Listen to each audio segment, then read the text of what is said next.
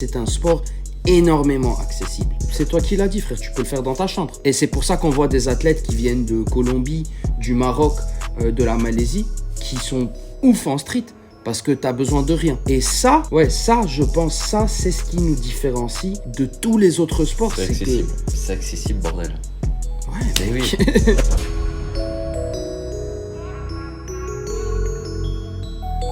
Salut à tous, c'est Matt de Street Workout Athlete. Bienvenue sur le SWA Podcast, le podcast pour les adeptes de Street Workout et Calisthenics. Street Workout Athlete est une marque spécialisée dans le domaine du Street Workout. Si tu veux en savoir plus, n'hésite pas à aller voir notre Instagram et notre boutique en ligne où on propose vêtements et accessoires pour les pratiquants. Tu peux retrouver tous les épisodes de podcast sur YouTube ainsi que sur Spotify et Apple Podcast. Aujourd'hui, on se retrouve pour la deuxième partie de l'épisode avec Niki. Je vous souhaite une bonne écoute. Salut Niki, on se retrouve là pour le deuxième épisode avec toi parce qu'on n'avait pas prévu ça, mais le premier épisode en fait, t'as vraiment parlé de ton parcours pour qu'on comprenne vraiment d'où tu viens et ce que tu fais. Et j'espère que les gens ont bien kiffé, pour moi c'était vachement inspirant. Et là, on part pour le deuxième épisode où on va parler plus de ta carrière dans le street workout aujourd'hui. Donc là, hier, tu nous as dit, enfin hier, les gens qui l'ont écouté, ils l'ont pas écouté hier, mais il y a quelques jours, ils ont entendu que tu t'étais blessé. On avait parlé de la blessure ou pas? Ah oui, sur la plage avec Tony, tout ça. Rupture du biceps, etc. Voilà. Et ça, c'était en quelle année? Ça, c'était janvier 2021. C'était depuis 1 an exactement. Ok, ouais, donc là, ça fait 1 an. Donc voilà. Ça t'a pris combien de temps de repos? Comment la rééducation s'est passée? Est-ce que tu peux nous dire les différentes étapes, tout ça, ton retour dans le game? Tu peux nous expliquer un peu tout ça? Ouais, bien sûr. C'est parti. Donc, janvier, c'était fin janvier 2021. Je me suis blessé. J'étais encore en Amérique du Sud, j'étais en Équateur. Je me rappelle, le dernier truc que je t'avais dit, c'est que le jour-là, c'était le jour le plus difficile, mais lorsque j'ai décidé que c'est bon, je vais me remettre, c'est devenu plus facile. Donc ensuite, première étape, c'était voir le médecin. Donc je suis direct en Équateur, j'ai pas perdu de temps, je suis allé, j'ai fait un IRM, je pense on dit en français IRM. Et puis, en effet, le médecin il m'a dit, en effet, rupture totale du biceps au tendon, le distal tendon, donc le tendon qui attache au coude. Je vois, ouais. Et alors, j'ai tout de suite, j'ai avancé mon billet pour rentrer aux États-Unis. Et tu vois, vu que c'était en plein milieu du Covid, etc., ça m'a pris peut-être 1 ou 2 semaines pour voir le médecin ici aux États-Unis. Ok. Donc, j'ai dû passer une semaine à 10 jours à la maison, sans biceps, juste en attente. Mais je te dis honnêtement, parce que c'était une rupture totale, il n'y avait pas beaucoup de douleur. Donc, c'est marrant ce que tu dis parce que Youssef Moreau, que tu connais, a eu cette blessure-là et il me disait ça, que lui aussi, il avait galéré à avoir un médecin. Et pendant ce temps-là, il m'avait dit, ça allait parce que j'avais pas mal, quoi. Et vas-y, tu peux nous expliquer pourquoi du coup? C'est bizarre comme ça. Alors je sais, Youssef, il avait ici la blessure, mais c'est le même muscle, c'est le biceps. Donc le biceps, il attache à l'épaule et il attache au coude. Mais c'est pareil, frère. Quand tu as une rupture partielle, ça fait très très mal parce que le bout du tendon qui est encore accroché, ça tire dessus et ça se déchire petit à petit et c'est vraiment horrible. Mais quand c'est une rupture totale, alors bien sûr c'est pire, mais en soi, il n'y a pas de douleur parce qu'il n'y a plus rien d'attaché, tu vois. Ton muscle, il se rétracte. Le mien, il s'est rétracté vers le haut. Et tu vois, c'était comme ça. Après, maintenant, vu de loin, de plus tard, je pense qu'une rupture totale, en soi, c'est un peu plus net qu'une rupture partielle. Parce que les ruptures partielles, si c'est moins que 50%, les médecins, ils ouvrent pas, ils réparent pas. Donc, c'est chiant. Parce que tu sais pas si c'est à 100%, si ça va se régénérer ou pas. Les ruptures totales, au moins, tu sais que le médecin, il est rentré, il a réparé le truc. Et qu'en fin de compte, si tu te rétablis bien, c'est plus net, tu vois. D'accord. Donc moi, c'était rupture totale. Et tout le monde m'avait dit, je me rappelle direct, je suis rentré sur Insta parce que j'avais mon pote qui avait la même blessure. Et il m'a dit, il faut que tu checkes Onizuka. Et moi, déjà, je suivais Ryan parce que je suis super fan Ouais. de base. Et quelques autres personnes qui avaient la même blessure. Et j'ai envoyé des petits messages à droite et à gauche, genre, frérot, moi, je me suis fait mal comme toi, tu me conseilles quoi, blablabla. Et Ryan, il m'avait dit, écoute, fais l'opération. Parce qu'il y a des gens qui la font pas, hein, je te raconte. Alors, celle-ci, donc, quand ça se détache, le muscle, il monte vers le haut. Ouais. Mais tu peux vivre sans faire l'opération. Par contre, tu perds 50% de ta flexion et 50% de ta rotation. Donc, le biceps, il flex et il fait des rotations. Donc, tu vois, quand je tourne mon bras, comment mon biceps, il bouge. Donc, quand tu perds le biceps, tu perds surtout de la force en rotation et en flexion. Mais tu peux vivre sans. Donc, il y a des gens, s'ils sont vieux, ils font pas des trucs trop physiques, ils font pas l'opération. Et je connaissais une personne ici aux États-Unis qui est restée 2 3 ans sans faire l'opération. Et même lui, il m'a dit fais l'opération, frère. Parce que si tu veux faire des planches, tu veux faire du Pour street, le sport, c'est. Faut mieux. tu as besoin de ton biceps, tu vois. Donc, j'ai vu le médecin et j'ai dû attendre quelques semaines. Et on m'a fait, tu vois, je me suis fait opérer. Euh, Écoute, je te dis, c'était. Je me suis déjà fait opérer plusieurs fois dans la vie. Donc, c'était pas. Tu vois, moi, je me suis cassé la main en faisant du skate quand j'étais petit. Et je me Ouais. suis cassé la cheville, comme je t'avais raconté avant le street. Ouais. Et j'ai fait des opérations 2 fois. Donc, ça, c'était ma troisième.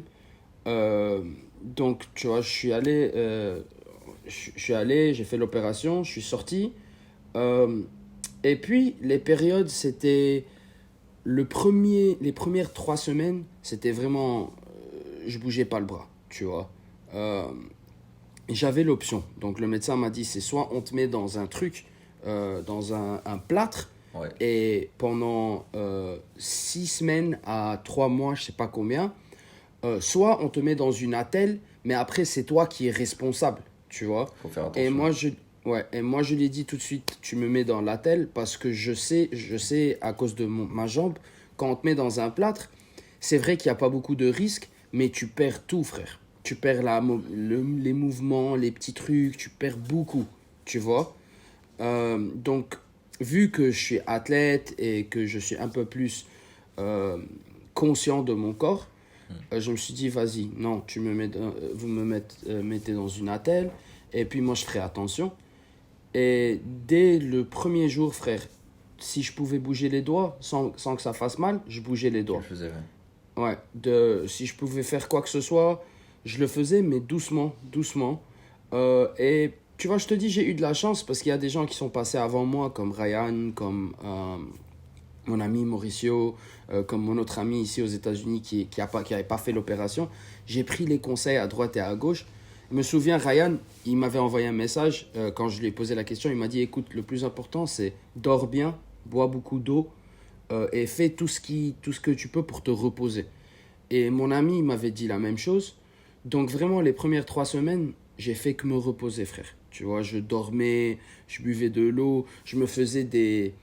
euh, genre, je prenais des suppléments, beaucoup de suppléments Ouais. de turmeric, je sais pas comment ça s'appelle en français, curcumin, je pense, un truc comme ça. Je prenais des trucs pour les ligaments, genre glucosamine et des trucs comme ça, et les tendons. Et je prenais tout, frère. Je faisais tout ce qu'il faut faire, tu vois. Je vois. Et je dormais et j'essayais de me reposer au max. Et puis, petit à petit, je bougeais.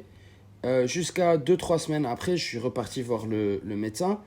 Et il m'a dit que ça se passe bien, tu vois. J'arrivais déjà à tendre le bras, j'essayais de passer autant de temps que possible. Alors tu vois là, ça c'est la cicatrice, Ouais. déjà. Donc je t'explique en bref l'opération. Ils font quoi? Ils coupent, ils, ils tiennent le tendon qui est détaché et ils réattachent à l'os. C'est cool comme truc, tu vois. Parce que contrairement à ma jambe, il y a beaucoup de vis, il y a beaucoup de fer. Dans le Ouais. bras, non, c'est beaucoup plus...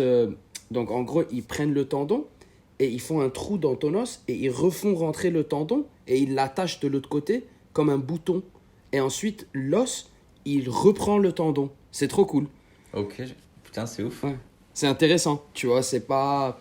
Il n'y a pas beaucoup de trucs, tu vois, donc le corps, il accepte plus facilement l'opération. La jambe, moi, ça m'a pris des mois parce que ton corps, il se dit, putain, c'est quoi ça? Du fer, des vis, du métal, c'est bizarre. Mais ça, non, c'est passé un petit peu plus facilement.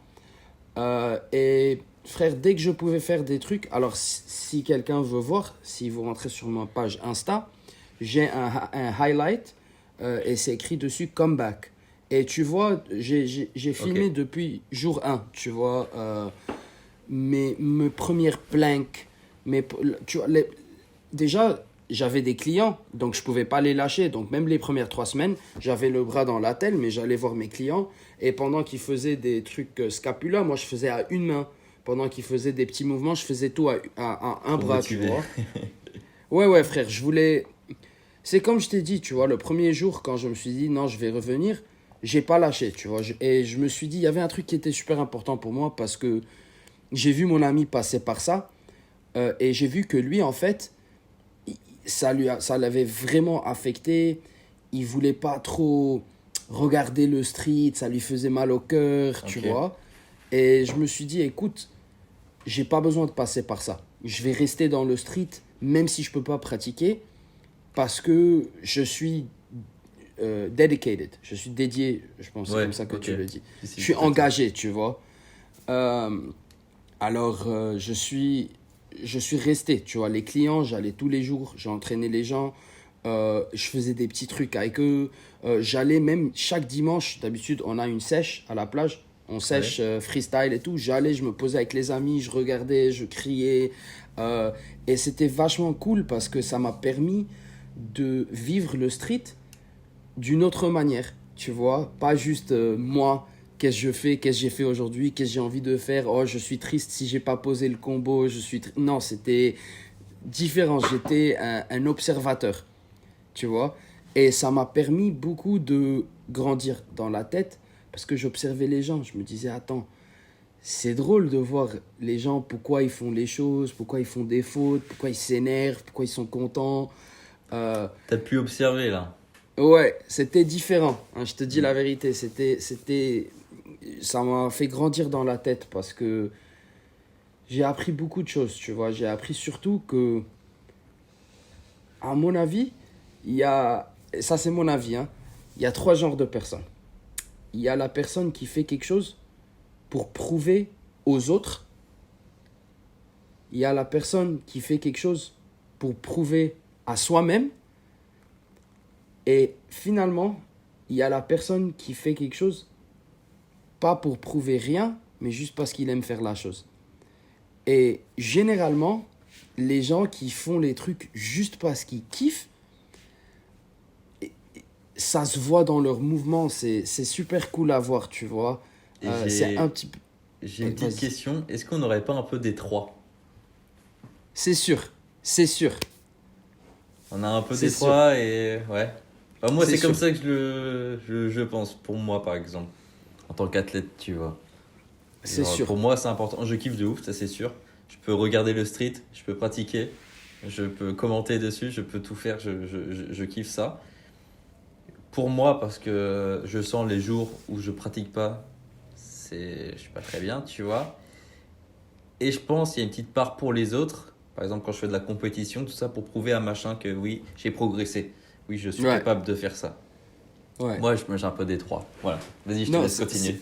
C'est sûr. Alors moi, ce que je dis, il y a une personne, mais en soi, c'est la même personne, tu vois. C'est juste dans le moment même, ça se voit, tu vois. Et un truc, j'ai appris beaucoup de choses en observant les gens, tu vois. Surtout, je vois la frustration dans l'entraînement, ça vient surtout quand il y a quelque chose à prouver, tu vois. Okay. Tu les vois, les gens, même toi-même. Là, je peux être en train de parler de moi-même. Ça se voit quand j'arrive à la sèche et j'ai quelque chose en tête, genre j'ai des expectations. Genre, je me dis, aujourd'hui, je vais poser ça ou je vais faire ça. Et ça se voit que c'est différent que quand t'arrives et t'as rien en tête. T'arrives juste pour t'entraîner, tu vois. Ok. Ça m'a permis un petit peu de discerner le mental, surtout vis-à-vis de moi-même, frère. Parce que moi, j'avais beaucoup de sèches avant où... et ça, c'est la blessure, ça m'a aidé surtout avec ça, où j'ai remarqué que il y a plein de fois où je m'entraîne et je suis pas heureux ou je suis pas content, mais pour des raisons tellement débiles, frère. À mon avis, tu vois. Et en soi, c'est un beau jour, il y a le soleil, il y a tout, la barre, elle est parfaite, tout se passe bien. Mais juste parce que moi, je suis pas en train de poser le truc que j'avais envie de poser aujourd'hui, maintenant, je suis pas content. Et avoir de l'écart un petit peu, ça m'a permis de remarquer qu'en fait, on est béni, frère, de pouvoir faire ce qu'on fait. Tu De vois. ouf. Ouais, genre, et aussi même le mental du street, parce que moi, frère, j'aime le street, c'est ma vie, c'est dans mon sang, dans mes veines, tu vois. Et j'aime tout le monde qui fait du street. Et je comprends les mentalités, tu vois. Je comprends qu'il y a des gens qui sont comme ça, qui aiment la J, ou des gens qui aiment la force, ou des gens qui aiment ça. Et même moi, je te l'admets, j'ai eu plusieurs fois dans ma vie où, tu vois, tu te compares aux autres, ou tu compares les skills des autres, ou, tu vois, tu dis, ouais, lui, il est mieux que lui, il est mieux que moi je suis mieux que lui, etc., etc. Mais quand j'ai eu de l'écart, ça m'a permis de voir un petit peu qu'en fait, mec, tous les gens qui sortent de chez eux et qui sont pas assis sur le canapé à rien foutre, bah, force à toi, tu vois. Force à toi, même si tu es en train de bosser une traction, une pompe, force à toi, frérot, tu vois. Euh, je sais pas, ça m'a changé un petit peu, tu vois. Ok. Je te dis la vérité. Mais ouais, alors je te dis, les premiers 3 mois, pour revenir à la blessure, c'était vraiment juste regagner le mouvement. Pouvoir bouger mon bras. Mon bras, il était minus, frère. J'avais perdu plein de muscles, mais c'était surtout, tu vois, pouvoir bouger de nouveau, faire des trucs. Ensuite, au bout de 3 mois, donc bien sûr, je bossais avec un kiné tout Ouais. au long. J'ai bossé avec le kiné de la troisième semaine où le docteur m'a dit, vas-y, tu peux commencer à faire des mouvements minimes, sans poids, sans rien. De la troisième semaine post-opération jusqu'à 6 mois post-opération, j'étais avec le kiné 2 à 3 fois par semaine. Mais alors moi, c'est parce que je me suis mis super sérieusement, tu vois, j'avais l'option de voir le kiné une fois par semaine, mais je me suis dit non, l'assurance, ça paye une fois par semaine, et puis moi, je bossais et je payais les 2 autres fois par semaine juste Ok. pour voir le kiné, parce que je voulais me remettre sérieusement, et je voyais les gens, tu vois, je voyais Ryan, et pour moi, Ryan, il s'y est remis trop bien de cette blessure. Alors je me disais, si lui, il a réussi à faire ça, bah moi, je vais réussir à faire ça, tu vois. Euh, Ensuite, au bout de 3 mois, c'est là où j'ai recommencé les poids. Mais super minimes aussi, frère, tu vois, Ouais. les 3 kilos, les 4 kilos, les 5 kilos d'abord. Et c'était des trucs super, genre prendre, même, tu vois, prendre un verre, boire un verre, tu vois. Ramasser des trucs, mettre mon t-shirt, enlever mon t-shirt, me brosser les dents, la porte, tu vois, les petits trucs comme ça. Et petit à petit, en même temps, comme j'ai dit, ils peuvent voir sur ma story s'ils veulent, j'ai recommencé, tu vois, dès que je pouvais me mettre en plank, je me mettais en plank. Puis dès que je pouvais faire les scapulas, je faisais les scapulas. Je bossais comme ça aussi au sol. Je bossais mes épaules pour garder un petit peu la force du lean pour la planche. Et puis au bout du jour, je sais pas, du troisième mois, j'ai pu, tu vois, hang, me Ok. pendouiller sur la barre. Ouais. Euh, et puis petit à petit, tu vois, le front tuck, c'est revenu. Les swings, c'est revenu. Éventuellement, les sorties, là, les flyaway, je sais pas comment vous dites en français, Ouais, mais les sorties. Ouais. ouais, les sorties d'abord. Et puis les 180, les petits trucs de tech, je rattrapais pas la barre, mais juste je faisais des petits trucs. Je faisais les fronts, ça recommençait. Et puis au bout de 2 mois, je suis passé d'un plank à un lean planche minime. Et c'est là où moi tu vois, j'ai commencé à être content de nouveau. Euh, et puis je me rappelle peut-être au troisième mois, j'ai fait mon premier handstand. Et c'est là où tu vois, non, peut-être le 4e mois en fait, j'ai fait mon premier handstand, excuse-moi. Et c'est là où c'est commencé à devenir un peu plus amusant parce que c'est là où tu recommences à bosser les skills de zéro pratiquement, tu vois. Ouais. Et surtout, ce qui était dur pour moi, c'était la confiance, d'avoir confiance en mon bras, de mettre mon poids. Et tu vois, ça faisait peur, je te mens pas. Ouais. Je peux comprendre. Ouais, ça fait peur, tu vois. Et c'est un processus de... T'accélères, tu ralentis. T'accélères, tu ralentis. Tu vois, c'est constamment ça. Et c'est un jeu de patience. Et ça joue beaucoup avec les émotions. Parce que tu te sens bien, t'accélères, tu te sens au top du monde, puis tu sens une douleur, tu t'es en chute libre, frère. Tu as peur, tu sens que c'est fini, c'est mort, tu vois. Et c'est constamment ça. Et c'est ce qui m'a mis face à face à mes... Je sais pas comment dire expectations en français. C'est quand tu t'attends à quelque chose. À ta vision. Ouais, ta- le fait de s'attendre à quelque chose, et puis ne pas viser la chose à laquelle tu t'attends, et puis ça te rend triste, tu vois, ça me mettait face à face avec ce processus qui fait partie du street, et c'est ce qui m'a changé un petit peu, tu vois, ça revient à ce que je te disais avec les gens, c'est que il faut avoir des buts, mais il faut pas que ta vision de soi, elle soit basée uniquement sur tes buts et sur le fait que tu n'as pas atteint tes buts le jour où tu t'es dit que tu allais atteindre ton but, tu vois. Ok. Ça m'a mis face à face un petit peu avec ce processus et ça m'a ouvert un petit peu au fait de s'entraîner avec des buts en tête, mais ne pas, tu vois, le mood. Parce que moi, frère, je sais pas si c'est juste moi, mais je suis sûr qu'il y a d'autres athlètes dans le street. S'ils visent le truc qu'ils voulaient viser, ils sont au top du monde. Et s'ils le visent pas, c'est que c'est fini, c'est la mort. Je vais aller me mettre dans un trou, tu vois. Je connais, frère. Et ça m'a changé un petit peu vis-à-vis de ça. Et ça m'a fait remarquer qu'en fait, vraiment, c'est juste, t'arrêtes pas. T'arrêtes pas. Et tu remarques qu'il y a des jours où tu viens, et toi, en tant qu'athlète de street, je sais que tu sais ça, et les gens qui regardent, en tant qu'athlète de street, je sais qu'ils savent ça. Il y a plein de jours où tu arrives et t'as rien en tête, et c'est une des meilleures sèches de ta vie. Hmm. Tu vois? Et il y a des jours où tu arrives et t'as 1000 trucs en tête, et t'as bien mangé, t'as bien bu de l'eau, t'as bien dormi, et tu veux poser le truc, et tu le poses pas, frère. Tu vois? Et c'est comme ça. Alors, j'ai lâché un petit peu tu vois, j'ai changé un petit peu ma vision de comment je m'entraîne, comment je me présente à l'entraînement. Et c'est devenu plus, genre, je le fais avec un sourire parce que je sais que c'est le processus, c'est la discipline, on est engagé et c'est plus grand qu'aujourd'hui, demain, cette semaine, c'est plus grand que tout ça, tu vois. Donc, au bout de 6 mois, je te dis, la toque planche est revenue, j'ai recommencé à m'entraîner pour la straddle. En fait, non, au bout de 4-5 mois, la toque planche est revenue, j'ai recommencé à bosser la straddle. Mois 5, j'ai repris la straddle doucement. Et c'était surtout un jeu de confiance. Ma force, elle revenait. Je faisais des poids, je faisais des lignes, je faisais tout.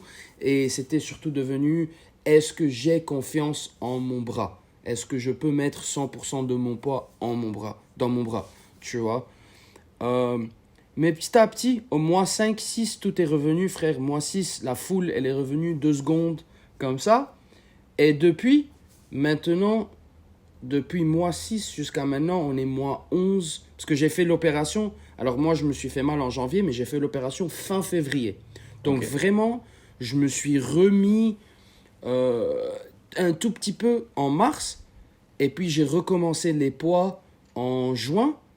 Et puis, je te dirais, en août, c'est quand j'ai vraiment recommencé le street. Je faisais du statique et de l'agilité. Et de août jusqu'à maintenant, euh, on reprend, tu vois. Et je pense vraiment début janvier, fin décembre. Donc, j'ai quitté les États-Unis pour la première fois dans 2 ans. En fait, non, j'étais en Équateur, mais j'ai quitté pour aller voir ma famille. Ouais. Parce que On y la va. dernière fois que j'ai vu ma famille, c'était 2019 quand j'étais à Dubaï. Et la première fois que je suis reparti les voir, c'était décembre 2021. Et je suis allé à Paris et j'ai eu l'occasion de rencontrer Ryan. Ça, c'est il y a 2 3 semaines. Et déjà, c'était énorme pour moi de le rencontrer, de lui dire, écoute frérot, je sais que tu me connais pas très bien, mais tu m'as motivé énormément. Et on s'est entraîné ensemble et je me suis entraîné avec plusieurs personnes sur Paris. Et c'est quand je t'avais envoyé le message, mais moi je pensais que tu étais sur Paris, mais vas-y, peut-être la prochaine fois on se voit, frère. J'étais venu le jour, enfin la veille du nouvel an, mais j'étais avec mes potes et j'étais là. Putain, est-ce que j'ai envoyé un message? Mais de toute façon, je n'allais pas m'entraîner, je passais juste, tu vois. Donc, Ouais, ouais. mais ouais, c'était ce moment-là. Et Ouais, après, t'es c'est allé au comme Liban. ça. Ouais, ouais, après je suis allé au Liban, mais c'était surtout dans cette période où j'ai remarqué, bah écoute, je pense que finalement, j'ai repris mon niveau Ok. en planche, tu vois. C'est là où tu. Est-ce que tu as été surpris justement de cette progression? Ou alors tu t'attendais à beaucoup plus tôt ou beaucoup plus tard? Tu t'attendais plus? C'est ça, c'est que à un moment, durant le processus, j'ai lâché l'attente, tu vois. Mhm. Je m'attendais plus à Je rien, comprends. mais mon but, c'était de me remettre bien, pas juste pour moi, mais pour tout le monde qui va passer par ça, parce que c'est sûr que les gens vont passer par ça. Et je te dis un truc qui m'a fait plaisir, c'est que jusqu'aujourd'hui, plein de gens qui passent par ça et qui malheureusement souffrent cette blessure, ils m'envoient des messages. Et moi, j'essaye d'être là pour tout le monde, tu vois. J'essaye, je te dis, même hier matin, frère, un type des États-Unis, il m'envoie un message, il me fait, j'ai pété mon bicep. Et je l'ai appelé et on s'est parlé. Je dis, écoute, là, tu es sur un parcours, frère, et tu dois te. Tu vois, j'essaye d'être là pour les gens qui passent par ça parce que moi, il y a eu 2 3 personnes qui étaient là pour moi et ça m'a fait énormément plaisir. Genre, il y a Dylan maintenant en France, au Ouais. TZ, il est passé par le Populaire. même truc. Ouais. Et dès que j'ai vu, on s'est capté, on s'est envoyé des messages. Je lui ai envoyé un message, j'ai fait, écoute, frère, je suis passé par le même truc. Si tu as besoin de parler, tu me parles.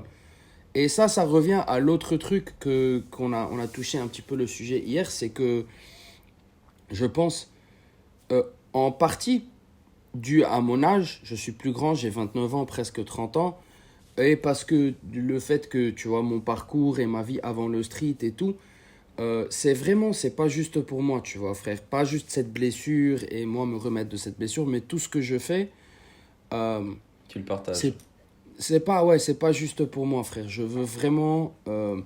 Et je te dis honnêtement, c'est pas juste parce que moi je suis gentil et tout. C'est parce que je sais que pour nous tous, que ce soit toi qui a ta chaîne et ce que tu fais pour la communauté, que ce soit moi, il faut ça, frère. Il faut qu'on soit ensemble, tu vois.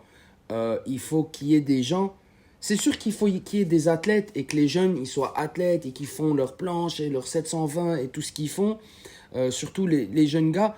Mais nous qui sommes un petit peu plus anciens ou bien un petit peu plus vieux ou quoi que ce soit, on a un rôle aussi, c'est de ramener les gens. Parce que, écoute, avant le street, moi je viens pas du street, tu vois, je viens de la street, mais pas Ouais. du street nécessairement, tu vois. J'ai eu ce que j'ai eu dans la vie, mais j'ai remarqué un truc dans ce sport, c'est autant qu'il est merveilleux, il y a beaucoup de politique dans la street, frère. Il y a Comment beaucoup de ça? politique dans notre sport. Genre, il y a les gens qui font du set and rep, c'est les gens qui font du set and rep. Les gens qui font du statique, c'est les gens qui font du statique. Les gens qui font ça. Et je sais pas si c'est pareil. Je m'imagine que c'est pareil. Mais je peux dire, surtout à propos des États-Unis, Ouais. il y a quelques années, c'était division totale, frère. Tu Ok. vois. Nous, on fait du statique. Ah, les dynamiques, c'est pour les nuls, pour ne pas dire quelque chose de pire.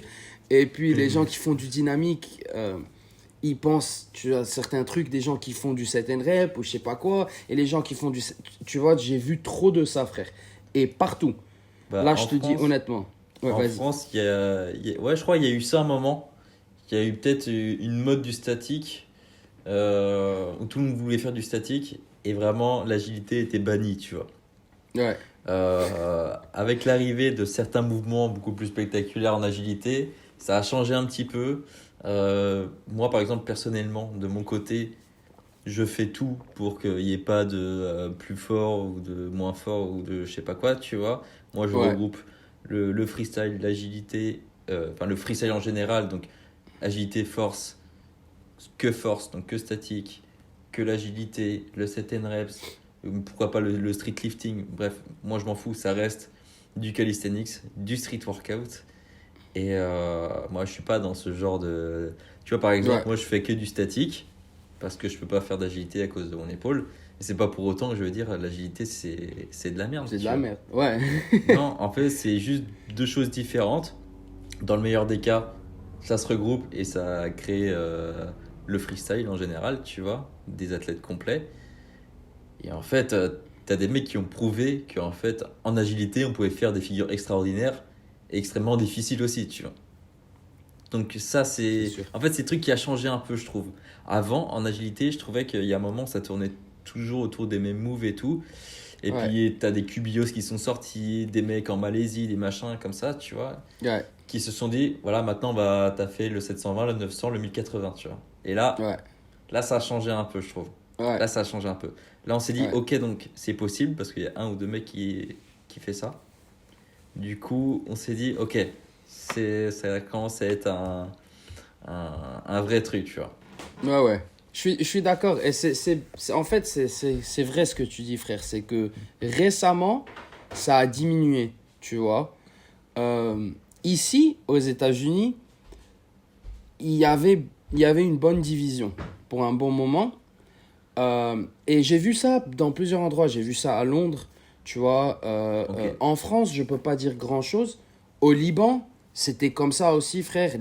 Au Liban, il y a une grande culture de set and rep et de street lifting. Euh, Ensuite, le statique, un petit peu. Mais l'agi, pour un grand moment, c'était mort, frère. Tu vois. Et euh, moi, j'essaye de regarder ça un petit peu de plus loin, tu vois, de pas juste la politique interne du sport, c'est le fait que nous, on veut quoi en fin de compte? On veut être athlète professionnel, mais dire que moi je suis athlète professionnel, juste comme ça, c'est cool, mais un athlète professionnel, il vit de son sport. Et si on veut vivre de notre sport, il faut qu'on soit pris au sérieux par de grosses marques, par le monde en général, tu vois. Et pour que ça se passe, ça, il faut qu'on soit comme ça, frère. Il faut, tu vois, tous les petits trucs et les petites politiques, ouais, moi, ce groupe, il n'aime pas ce groupe, ou ces gens, ils n'aiment pas ces gens, c'est cool, mais en fin de compte, pour le sport, pour moi, ça sert à rien. Et moi, tu vois, moi, j'ai vécu une vie où j'ai vraiment eu des vraies galères et des vrais problèmes avec des vrais gens. Tu vois, pas des trucs de ah ouais, toi tu fais ça et moi je fais ça. C'est pas pour ça que moi je suis dans le street, tu vois. Et c'est surtout ça que j'ai commencé à remarquer que il faut mettre ça à part. Je comprends que les gens, peut-être t'aimes pas son style, lui il n'aime pas son style, mais il faut mettre ça à part pour aller vers l'avant.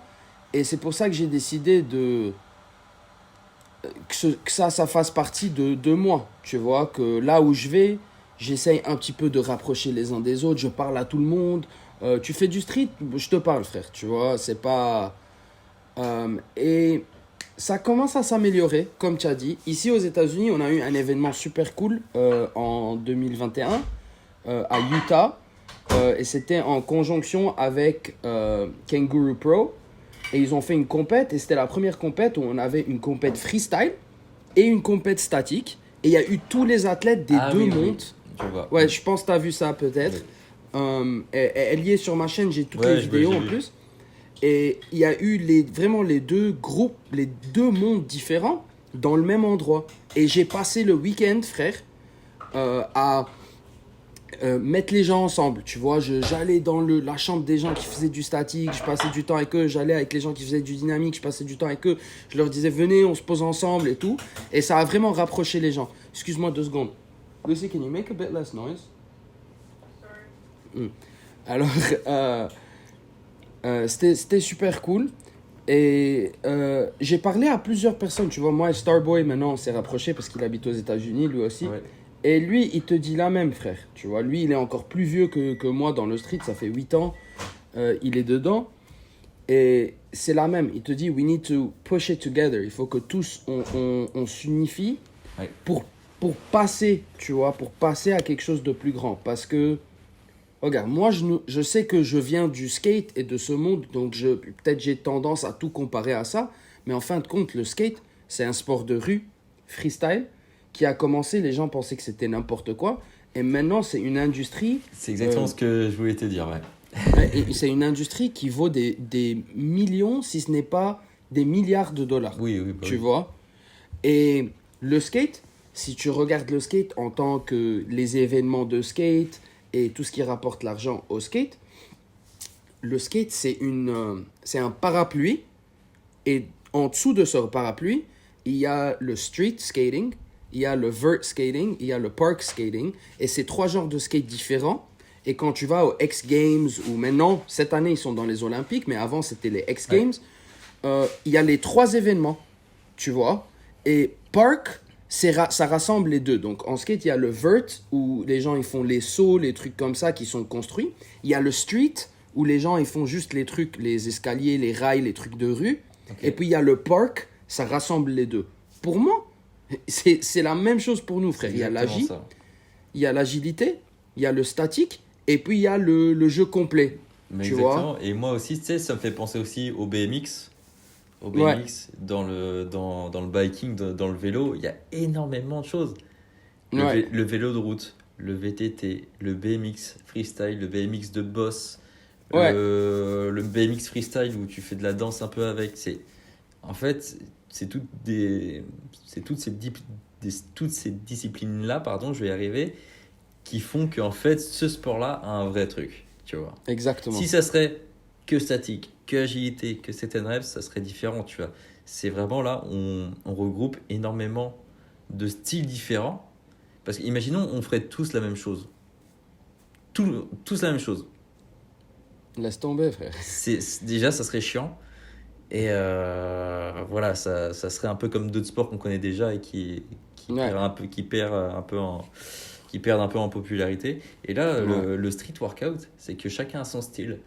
On peut faire ce qu'on veut. Freestyle. C'est On peut faire ce freestyle, qu'on veut. frère. C'est freestyle, c'est un sport urbain comme le skate, comme le BMX, comme le roller, comme la trotte, comme tout. Et moi, ouais, c'est ça que je kiffe, tu vois. Et du coup, moi, en prenant ça en compte, jamais j'essayerais de privilégier vraiment un style, tu vois. Un style. Exactement. Je préfère un style, mais c'est pas pour autant que je vais pas regarder les autres et que je vais bien aimer les autres, tu vois. Je préfère un style, oui. Je préfère le freestyle en général, donc être complet. Je préfère ça qu'un mec qui fait que du statique ou que de l'agilité ou que de la musculation au poids de corps, par exemple. J'aime 100%. bien les gens qui sont complets. Et c'est ce qui représente mieux notre sport, c'est les athlètes qui sont complets. Je suis 100% d'accord avec toi. C'est comme ça, tu vois. Moi, si tu regardes mon entraînement, je fais, je fais tout, frère. Pour moi, parce que c'est ce que j'aime. Mais je suis tellement d'accord avec toi.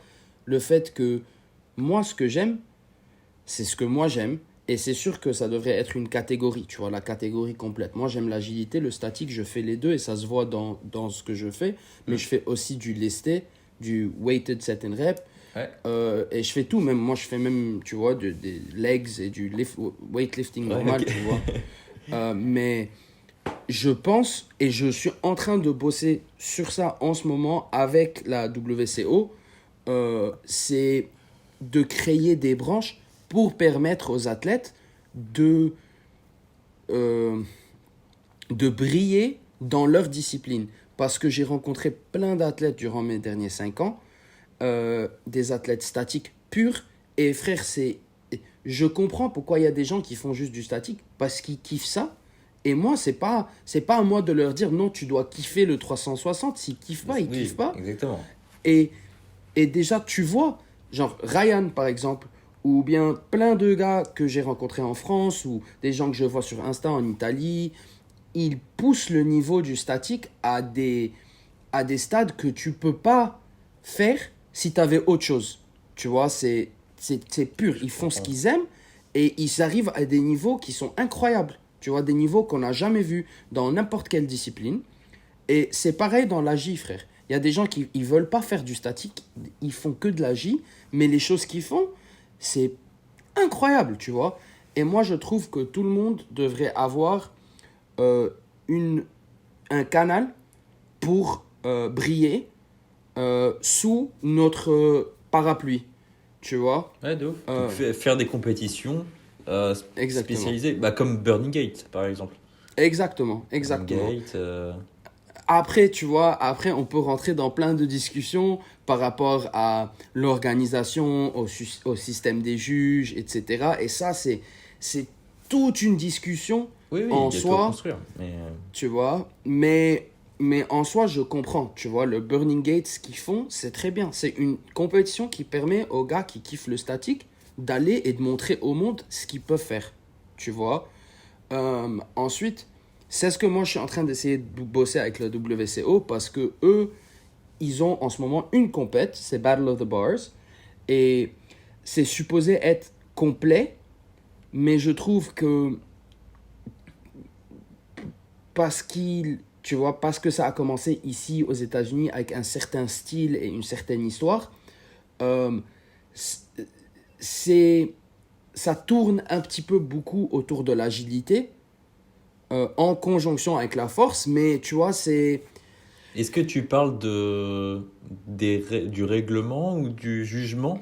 Tu parles de quoi Ouais, en fait? je Des pense du points? jugement. Je pense parce que c'est juste une compète, tu vois. Et ça a commencé. Si tu étudies Battle of the Bars et tu étudies le milieu dans lequel c'est né dans les Fitness Expo des Hmm. États-Unis. Donc il y a un crowd qui vient pour la fitness. Et généralement, quand il y a beaucoup de monde et ils savent pas c'est quoi le street, s'ils te voient en train de faire une planche, ils vont dire waouh, c'est cool. Et s'ils te voient te poser sur une barre et faire un salto, même si peut-être c'est plus facile, ça prend un petit peu plus de couilles, mais c'est beaucoup plus facile, ils vont dire oh, c'est ouf, tu vois. Ouais, bah, c'est du show, Donc, hein. ouais, c'est du C'est- show, exactement.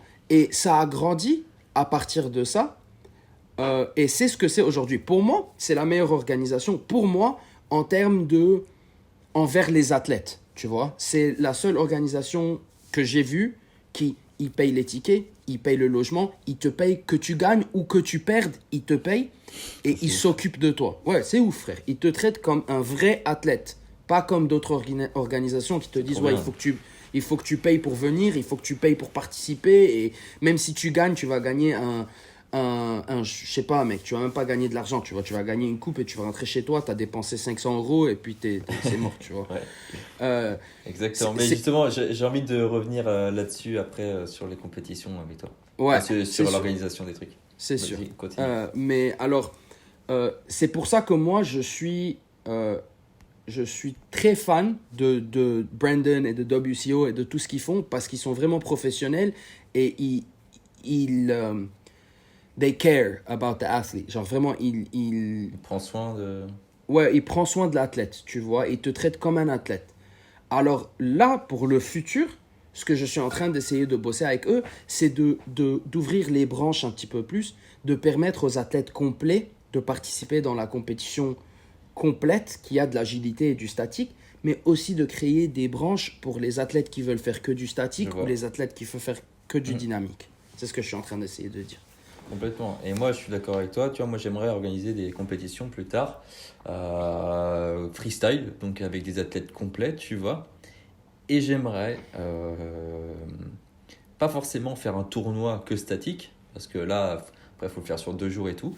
Mais pourquoi pas faire des battle guests, tu vois, comme au Battle of Ouais, the Bar, tu vois. Des battle guests, et je prends des mecs qui ont du potentiel en statique et qui aiment que ça, et je les fais affronter, tu vois. ouais, Et ça fait un genre de show aussi. Et s'il y a des mecs qui font que du freestyle, pareil. Je prends 2 mecs, one versus one. Là, bam, ce tu serait vois. super. Par Ce contre, il y serait aurait super. vraiment un vrai tournoi, donc une vraie compétition où il faut être complet, tu vois, où tu as plusieurs battles et tout. Mais j'aimerais faire des battle guests, tu vois. Vraiment Ce serait un super contre cool, frère. un. Et ça, je kifferais de ouf. Et pour revenir à ce que tu disais sur les compétitions, euh, en fait, là, tu me parlais vraiment du top, tu vois. En mode, t'es athlète, t'es sélectionné grâce uniquement à ton niveau. Et c'est ça qui est trop bien. Tu travailles Ouais, pour, tu montres ton niveau via les réseaux, Instagram, etc. T'es sélectionné. À partir de là, t'as plus rien à faire. Tout est planifié. Billet d'avion, on vient te chercher. T'as une maison, je me rappelle d'un Battle of the Bar, je crois que c'était peut-être à Las Vegas. Et WCO avait loué genre une grosse baraque. ouais, Et je sais même pas si tu étais déjà là, mais Genre, ils étaient 20 ou 30 athlètes là-dedans, tu vois. C'était une énorme villa, tu vois. Et tout le monde était ensemble. Et justement, ça, c'est trop bien, tu vois. Je préfère ça, moi. Je préfère que Ouais, tous les athlètes soient dans une maison ou dans un hôtel tous ensemble, plutôt que de prendre un hôtel pour lui, pour lui, pour lui, pour lui. Là, les gens sont vraiment ensemble et c'est ce qu'ils veulent, de toute façon. Les mecs, ouais, s'ils viennent, c'est pour être avec les autres, tu vois. Et ça, je 100%. kiffe de ouf. Et là, ouais, tu me parlais vraiment de l'orga trop bien faite et tout. Le problème, c'est, comme on le disait juste avant, c'est un nouveau sport. C'est un nouveau Ouais, sport, comme le skate au départ, comme le BMX, comme tous les sports freestyle au départ. Il n'y a pas de thunes, il n'y a pas d'oseille, il n'y a rien. ouais, C'est très très difficile. Les organisateurs des compétitions, c'est qui? Au début, la plupart, c'est des athlètes. C'est toi, ouais, c'est moi qui organisons des compétitions. c'est On comme ça. ne sait pas comment faire pour avoir 50 000 euros, 50 000 dollars pour une compétition. Nous, on ne sait pas. Moi, je suis athlète. Je ne suis pas que commercial, tu vois. C'est très compliqué. Ouais, ouais, Mais on y arrive petit à petit. Il y a des gens qui arrivent à lever de l'argent pour faire des compétitions, d'autres qui organisent mieux les compétitions, et en fait, on se regroupe. Enfin, nous, c'est ce qu'on est en train de faire en France. C'est qu'on regroupe les gens qui font des compétitions, on apprend nos erreurs et on crée, tu vois, une vraie charte, un vrai truc, et on prend les compétences de chacun en fait. Le mec ouais, qui est capable d'aller chercher les sponsors, donc l'oseille, l'autre qui est capable de planifier vraiment une compétition pour que ça soit bien, l'autre qui connaît les athlètes, qui connaît vraiment bien les athlètes. Comme ça, yes. il peut ramener des gens qu'on connaît pas trop encore, tu vois. On essaie de rassembler tout le monde comme ça pour organiser des vraies compétitions et pour que ce sport devienne professionnel. Et ça, en fait, c'est un chemin. C'est seulement un chemin pour que ce sport devienne professionnel. Il y a énormément de choses pour que ce sport devienne 100%. professionnel. Le coaching, bah, des marques comme moi, par exemple, avec SWA, tu vois. 100%. Moi, mon premier objectif, tu vois, et ça, je l'ai su un peu après. Mais quand j'ai créé la marque, je voulais vivre de ma passion. Forcément, tout le monde veut vivre de sa passion, tu vois. 100%. Mais plus j'avançais, plus j'avançais. Tu vois, vraiment cette année, quand j'ai commencé à sponsoriser Youssef et Yerecha, et que je commence à leur payer des billets d'avion et des trucs comme ça, tu vois. Là, j'ai compris pourquoi je faisais ça, tu vois. Pourquoi je fais ce sport-là et pourquoi j'investis dans ce sport, donc en temps et en argent. Pourquoi je crée la marque, tout ça. C'est pour que des athlètes qui le méritent, tu vois, comme ça. Et ça, je pense, comment il s'appelle le mec de WCO? Brendan? Brandon, yeah. Lui, il a très bien compris ça 10 ans avant. Enfin, 10 ans, allez, j'exagère peut-être un peu. Pratiquement, Mais ouais. ouais, presque 10 ans avant. Et il s'est dit, il y a des athlètes qui le méritent. Et sans des personnes comme lui, les athlètes, ils peuvent pas vivre de leur passion. C'est impossible. Ou alors, Exactement. il faut réussir à Ça avoir des change des vies. sponsors, tout ça. Mais oui, ça change vraiment des vies, ce genre de compétition. Yes. Et moi, j'ai très bien compris. Je me dis que même, imaginons, je suis blessé, comme tu disais, je peux plus faire de street. J'ai quand même un truc à faire Exactement. dans ces disciplines. J'ai quand même un truc à faire et je le ferai pour eux. Donc voilà, pour eux et aussi pour moi. Mais, euh, mais ouais, c'est rendre ce sport-là professionnel, c'est un énorme taf. Et je vois que toi aussi, tu le fais de ton côté. En fait, moi, j'invite tout le monde, même les athlètes, tous les athlètes. Et des fois, je pousse des athlètes qui commencent à faire quelques vidéos sur YouTube et après, ils arrêtent. Je fais, pourquoi t'as arrêté? Je faisais que 200, 300 vues. Je fais, mais au début, tu en faisais 50, tu es passé à 300, tu vas passer à 1000, tu vas passer à 10 000. Fais des vidéos sur YouTube, ça va faire connaître cette discipline, ça va te faire connaître toi. Tu auras des abonnés, tu auras des sponsors, tu vas vivre de ta passion, mec. C'est énorme. Les gens s'en Ah rendent ouais. pas compte qu'en fait, c'est possible. Et des mecs Ouais. comme Eric Ortiz, Tony Gast et tout, même toi, vous prouvez en fait que c'est possible en faisant du coaching, en travaillant avec des marques et tout ça, en faisant des compétitions, de gagner de l'argent et de vivre de sa passion. Et si tout le monde met la main à la pâte comme ça, là on peut créer un vrai truc. Exactement. Et je pense que c'est les pionniers, donc ceux qui ont eu l'idée pour la première fois de créer des choses comme ça, qui doivent transmettre aux autres, tu vois, et motiver les autres. Et c'est ce qui s'est passé, tu vois. Exactement. Voilà. Exactement. Après, tu J'ai... vois, si tu regardes l'histoire, c'est pas tout le temps la première vague qui réussit. Parfois, c'est la deuxième vague. Parfois, c'est Forcément. la troisième vague, Forcément. tu vois. C'est comme le muscle-up. Tu le passes pas de la première fois. Si t'arrêtes, tu vas jamais le passer, frère. Je te dis honnêtement, tout ce qui se passe dans ma vie, je compare au street et ça m'aide, ça m'aide Ouais. dans mon parcours parce que je me dis, c'est pareil, le 360, je l'ai pas posé la première fois que j'ai essayé, tu vois. Et même quand je l'ai posé la première fois, il n'était pas clean. Mm. Et après 100 et 1000, il est plus clean, tu vois. Donc, il faut pas s'arrêter. Et il faut que tu prennes le street avec toi où que tu partes. Tu vois, moi, je suis en train de parler maintenant aux gens qui regardent. Le street, c'est toi. Et toi, tu es le street. Et oublie un petit peu lui, ce qu'il fait, et toi, ce que tu fais. Si quelqu'un fait du street et toi, tu fais du street, vous avez quelque chose d'énorme en commun. Tu vois. C'est que vous portez le sport sur vos épaules. Alors, tu vois, prenez ça avec vous, n'importe où. Parce que ça va nous aider. Et c'est comme tu as dit, frère. Il y a des gens qui sont, tu vois, il y a des gens qui sont athlètes et il y a des gens qui doivent faire certains trucs et être des pionniers dans certains aspects pour pousser les choses vers l'avant. Et le contenu, c'est aussi, ça s'ajoute à ce que tu as dit. Faire du contenu, ça aide. Ça aide beaucoup. Euh, Mais c'est mettre. Créer du contenu sur les réseaux sociaux, par exemple, c'est mettre une petite pierre à l'édifice, tu vois, c'est juste mettre la main un peu à la pâte. En fait, c'est plein de petites actions comme ça qui fait qu'on crée un vrai truc. Et parce que ce sport-là, c'est un sport individuel de base, tu vois. yes. Il y a énormément d'athlètes qui s'entraînent dans leur chambre, comme Yes. moi par exemple, parce que j'aime ça, j'aime m'entraîner seul. Donc Yes. c'est vachement individuel comme sport. Mais au-delà des trainings, c'est que ça reste quand même une communauté, tu vois. On le voit dans les compétitions, dans les rassemblements, tu vois, dans les rassos. Je pense aux États-Unis, il y en a aussi sur la plage et tout. T'as des mecs qui sont prêts à faire 1000 bornes, 1000 kilomètres pour venir juste rencontrer des mecs qui font le même sport qu'eux. Pourquoi? Mais parce qu'ils sont uniques, tu vois. Genre, ils sont dans leur bled. Ils sont dans leur bled, gros. Personne ne fait du street. Ils sont là, vas-y. Je m'entraîne Ouais. dans ma chambre, mais à un moment, putain, je me fais chier. Et ils viennent au rasso, ils font 100, 200, 500 bornes, 1000 bornes. Et c'est ça qui est ouf. C'est ça qui est C'est ouf. ouf. Et c'est ça qu'il faut retenir. C'est-à-dire que si les gens sont capables de faire ça, en fait, ce sport-là, on peut l'amener super loin, tu vois. C'est On peut sûr. l'amener super loin. C'est sûr. J'en suis Et convaincu. je pense, frère, je pense que on arrive quelque part. Parce que ça a pris les années que ça a pris pour arriver où on est aujourd'hui.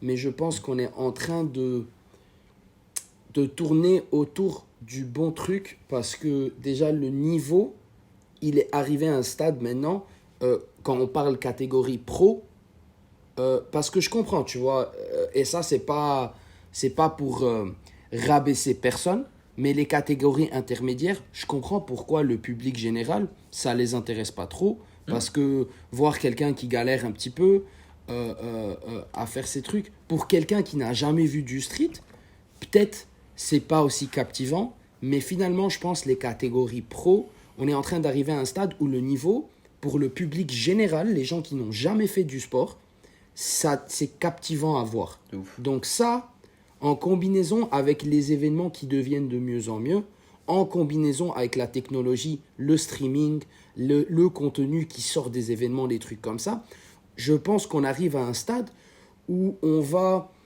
transitionner finalement, parce que moi, à mon avis, la plus grande étape qu'on a à passer maintenant pour devenir un vrai sport, c'est le premier événement qui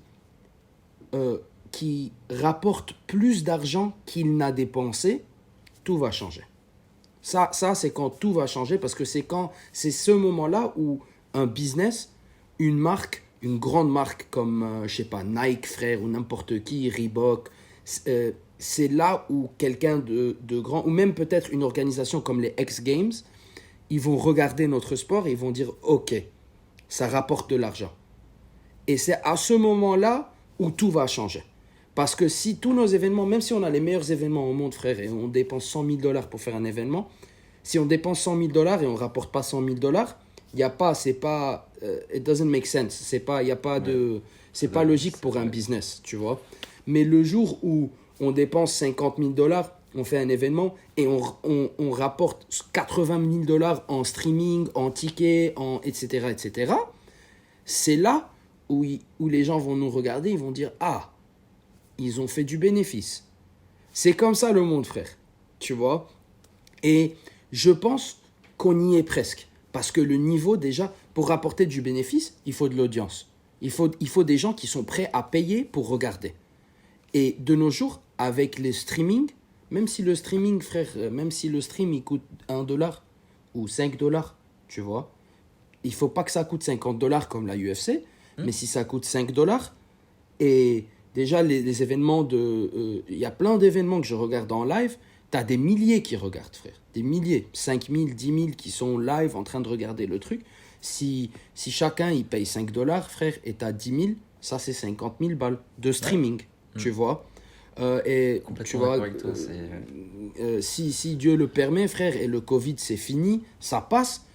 Ensuite, les tickets, tu vois, moi je suis sûr que si tu as un bon battle, bon niveau, des athlètes super pro, dans une grosse ville où il y a une communauté, les gens vont payer 5-10 balles pour venir voir le battle. Et donc le jour où on arrive à ce stade, où on dépense peut-être 10 000 pour faire l'événement et on ramène 20 000, tout va changer, à mon avis. Tu vois. Et on y est presque.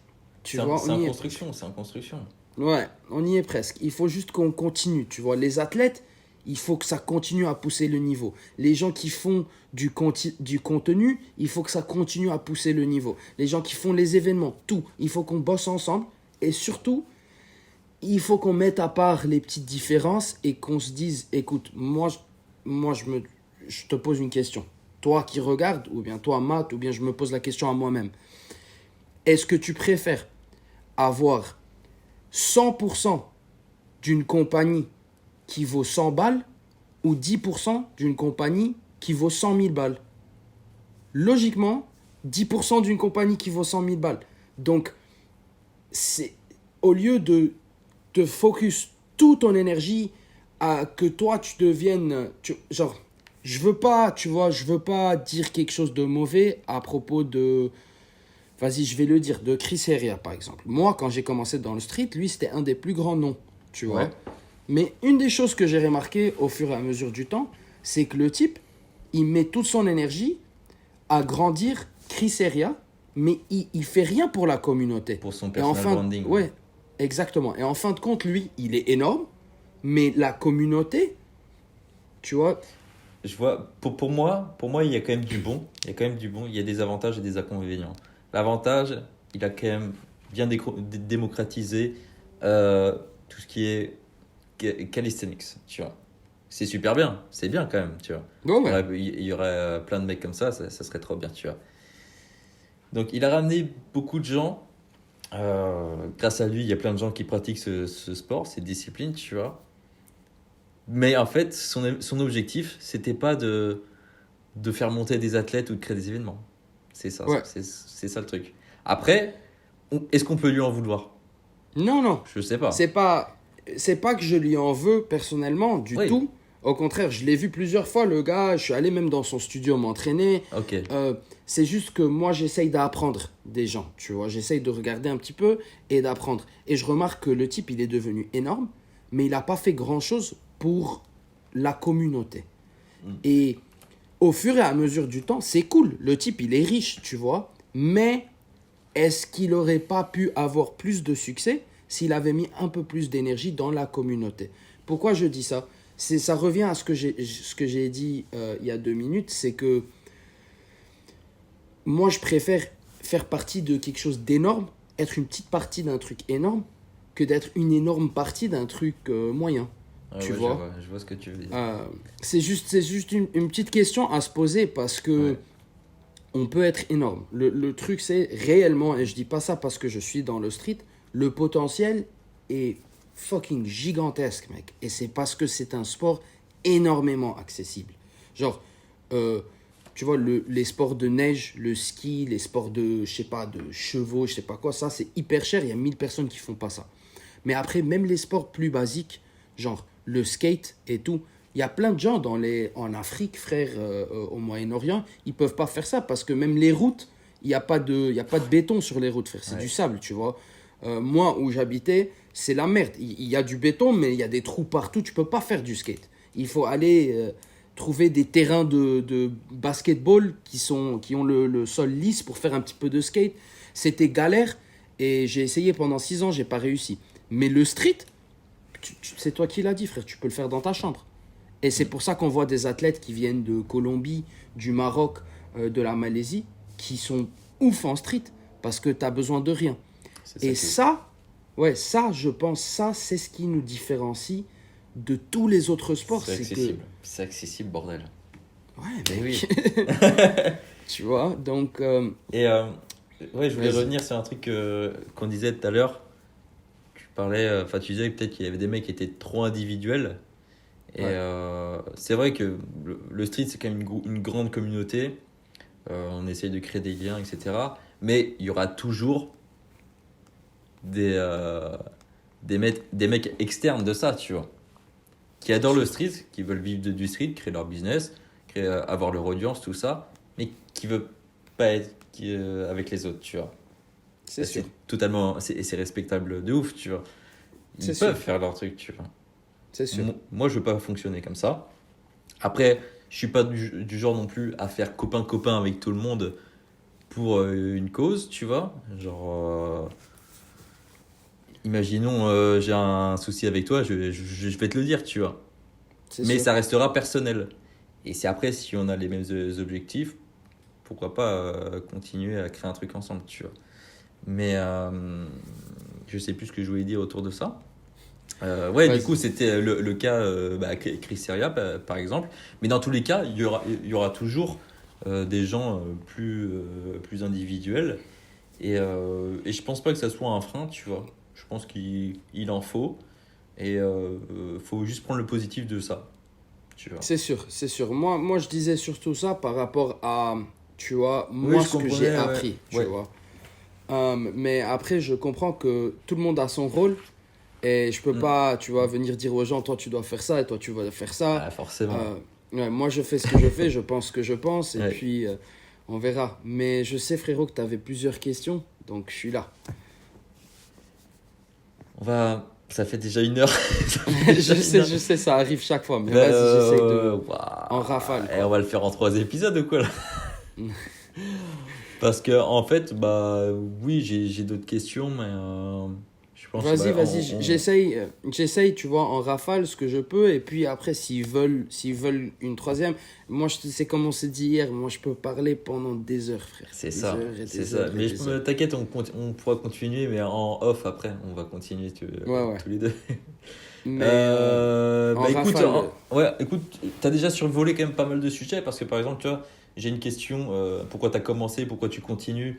En fait, quand tu parlais par exemple de ta blessure, de faire grossir le street et tout en fait, tu as répondu en fait à ces questions-là. ouais, Par exemple, conseil à un débutant, on a parlé beaucoup pendant ta blessure, pendant ta rééducation. Ça répond à cette ouais. question-là. Là, Alors, je vais te dire, Vas-y, vas-y. je vais te dire juste super rapidement, peut-être pour résumer un petit peu, euh, je continue parce que c'est plus que juste pour moi. Tu vois, je continue, c'est pas juste pour moi. Si c'était juste pour moi, peut-être j'aurais arrêté. Tu vois, je te dis la vérité. Ok. Mais je continue parce que ce que j'aime le plus, frère, c'est que quand t'as peur, quand t'as une insécurité, un manque de confiance en soi, et que tu vois quelqu'un et que t'as le sentiment de lui, il l'a fait, moi je peux le faire, je veux être ça pour les gens. Que ce soit parce que tu as 29 ans et tu te dis, est-ce que c'est trop tard pour moi de progresser en street? Est-ce que c'est parce que tu pèses plus que 75 kilos et tu te dis, est-ce que je peux faire des planches et de l'agilité et ça? Est-ce que c'est parce que tu t'es pété le bras et tu penses que c'est fini pour toi? Tout ça, je veux que si tu me regardes, que tu sentes que non, je peux le faire. Parce que moi, j'ai vu des gens dans ma vie et je me suis dit, non, je peux le faire. Et ça, Et bah, ça me tient encore. et bah justement, ça enchaîne bien pour la prochaine question, parce que la prochaine question, c'est quelles sont tes inspirations? Et en fait, c'est ça que tu veux devenir, c'est inspirer les gens. Tu veux inspirer les gens.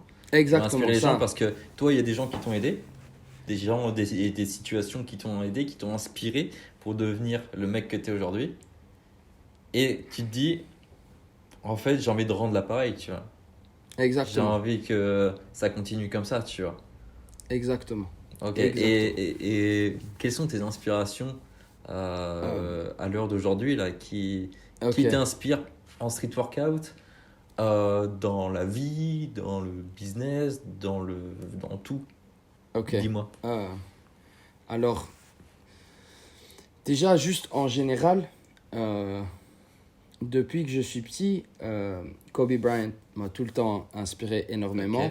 De, du côté mental et du côté, peut-être je suis pas le plus fort, peut-être je suis pas né avec le plus de talent, mais si je m'y mets, euh, c'est ça mon talent, tu vois. C'est que si je m'y mets, je sais pas si, tu vois, il se peut que je sois pas né avec la prédisposition, mais je suis né avec la capacité de m'y mettre. d'accord. Et ça m'a tout le temps inspiré énormément. Ensuite, dans le street, euh, tu vois, j'ai des gens qui m'inspirent de loin en termes de leur, euh, leur capacité, ce qu'ils font. Il y a beaucoup de gens, tu vois, je vois sur Insta les Kubios en agilité, les Russes, tous les petits Russes là qui sortent, chaque jour ils sortent un nouveau frère qui font des 720, des 900, ça m'inspire énormément de les voir. En force, ça aussi. Surtout, déjà en force, je vais dire dès le début, Vicky Santoro, c'était une de mes plus grandes inspirations.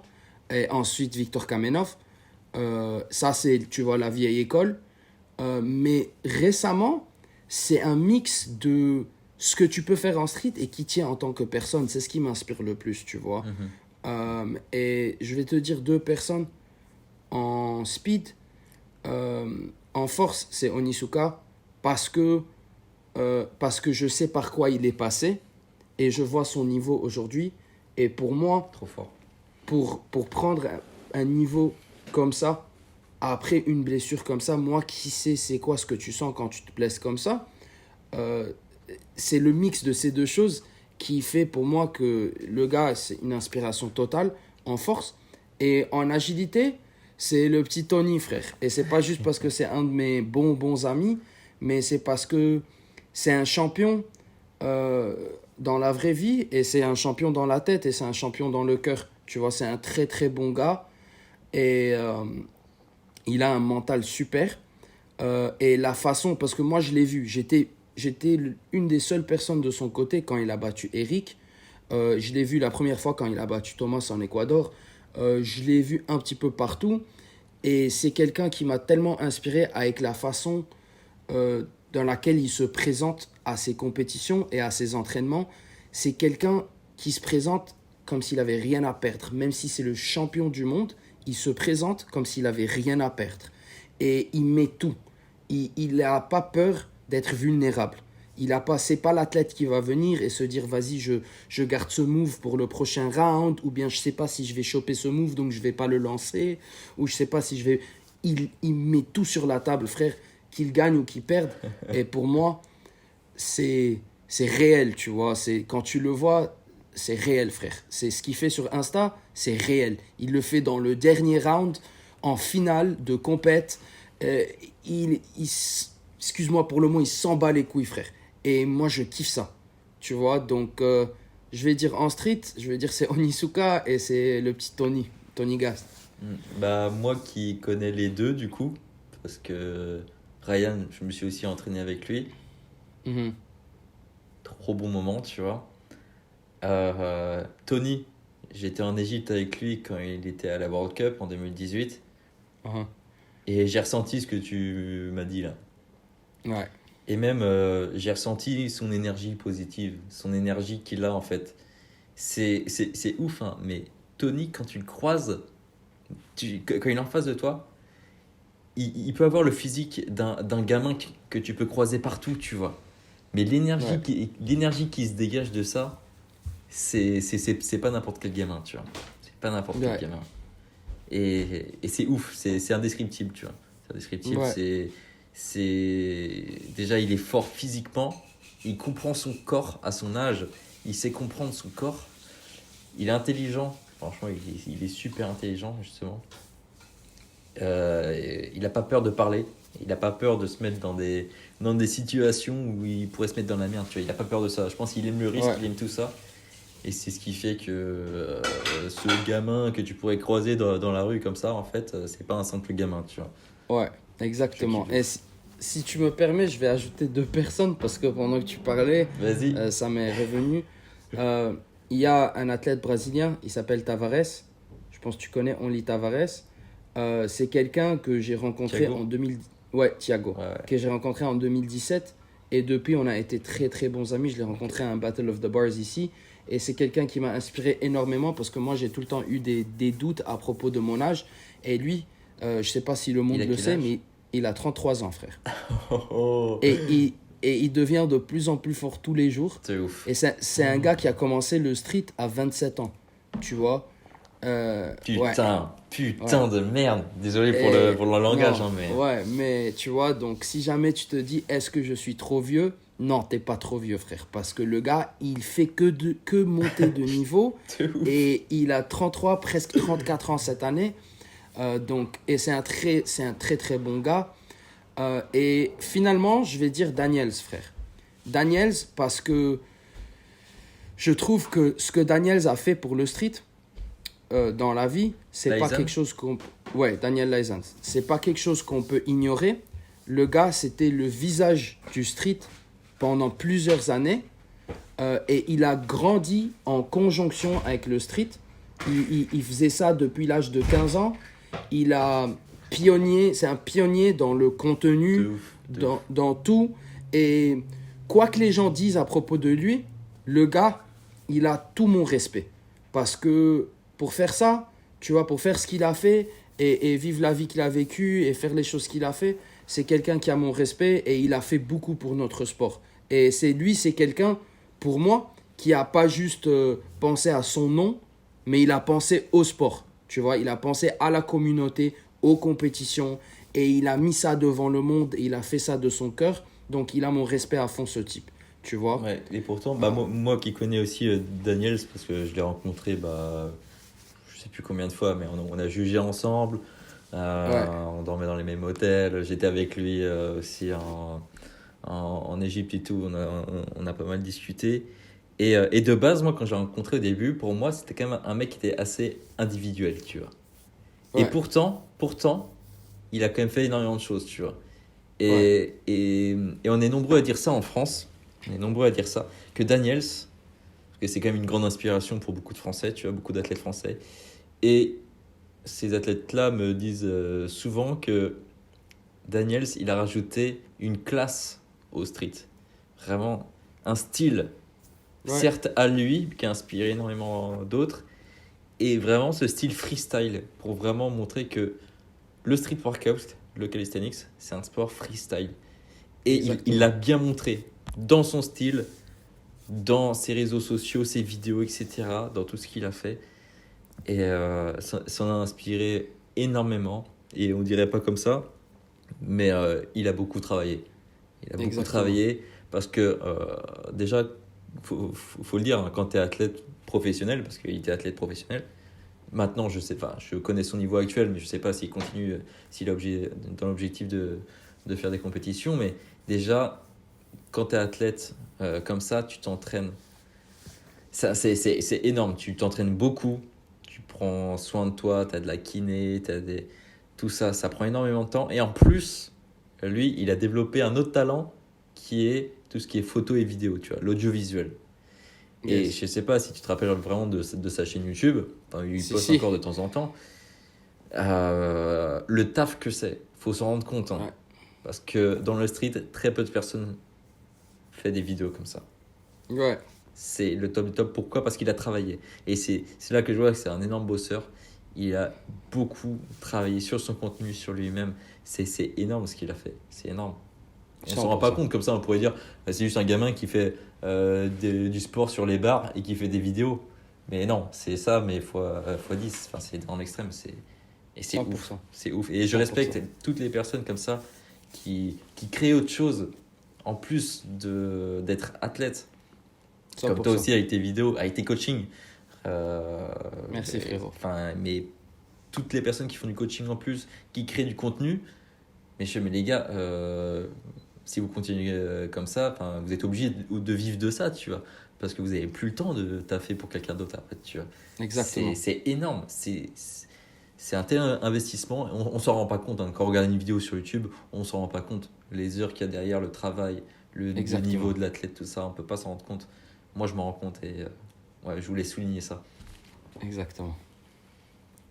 Et du coup, t'avais pas deux autres personnes, tu m'as dit License Tavares. et Tavares. Et Tavares. Ouais. Tavares aussi que j'ai rencontré aussi en Égypte. Super bon gars également. Ouais. Et je crois qu'il a un petit débardeur SWA que je lui Ouais. avais donné.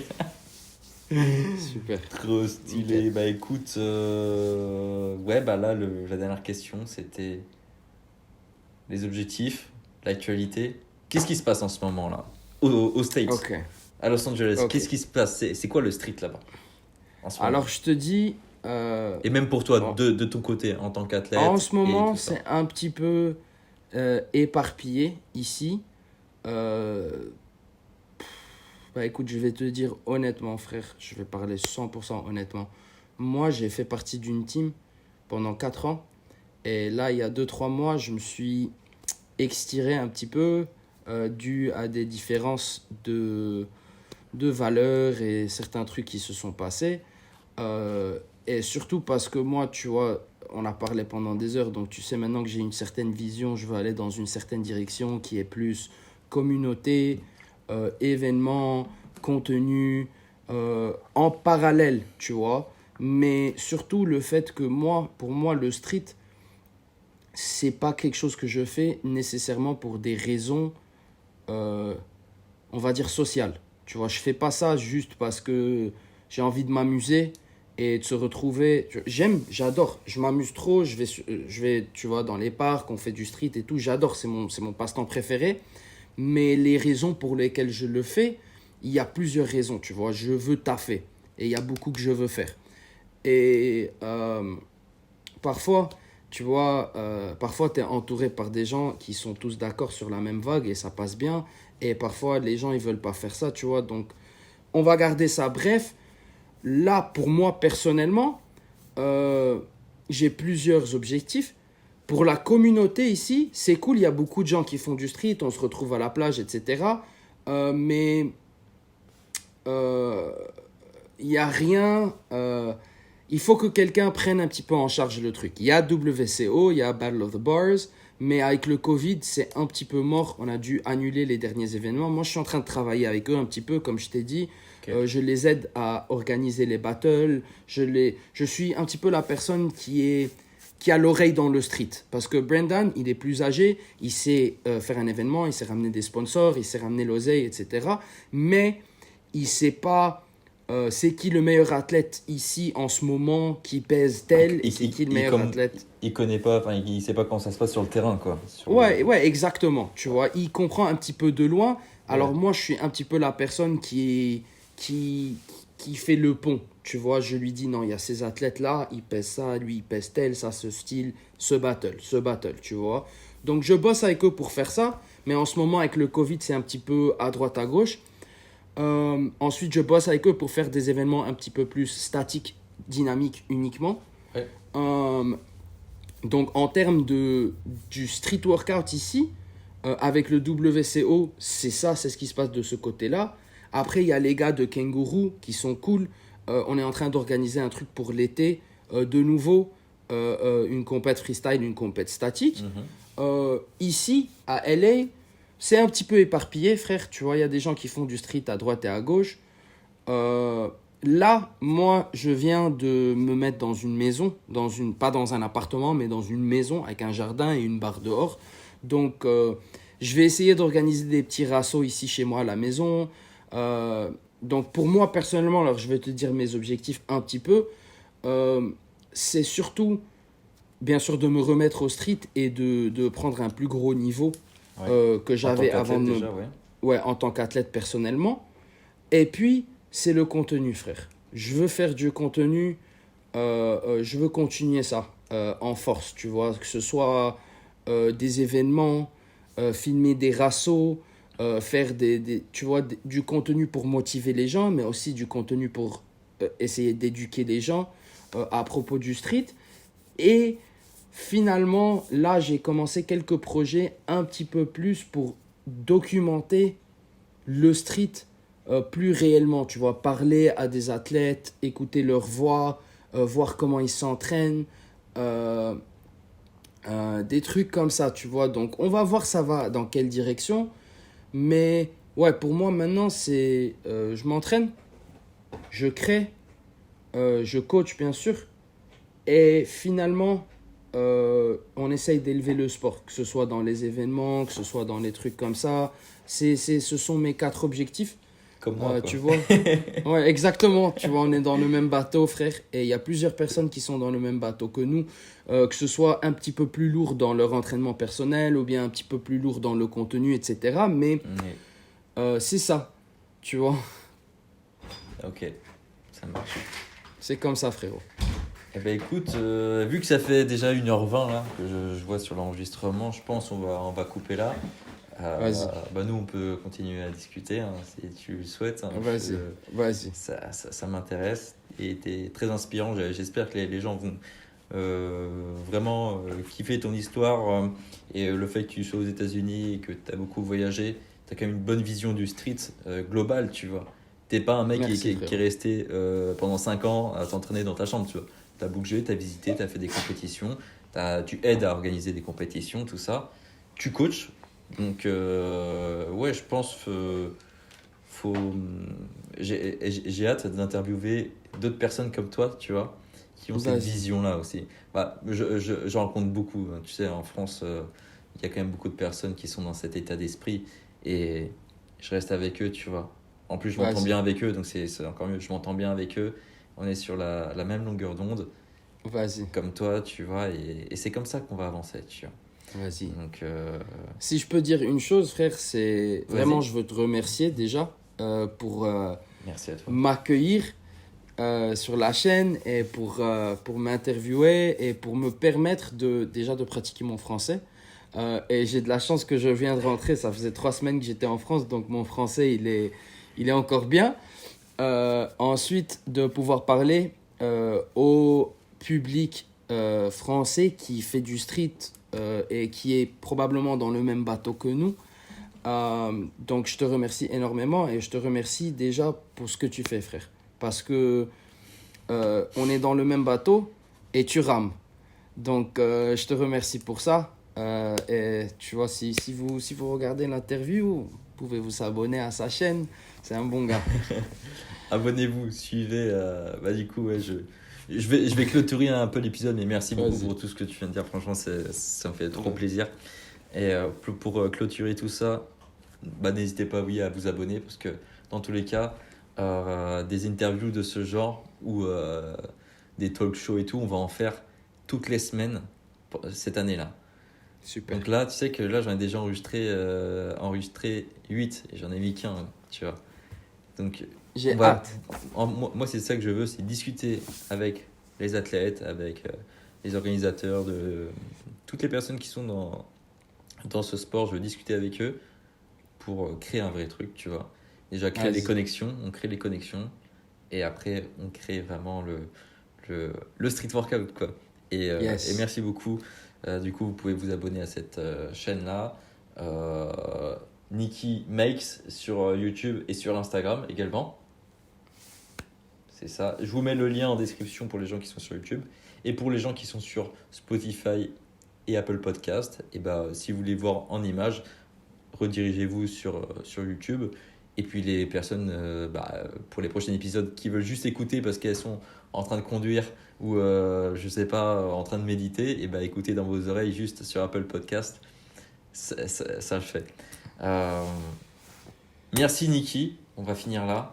Avec plaisir, frérot. Et on va souhaiter un bon training à tout le monde. Yes, force à vous les gars. Bon training à tous. Ciao. Ciao, ciao.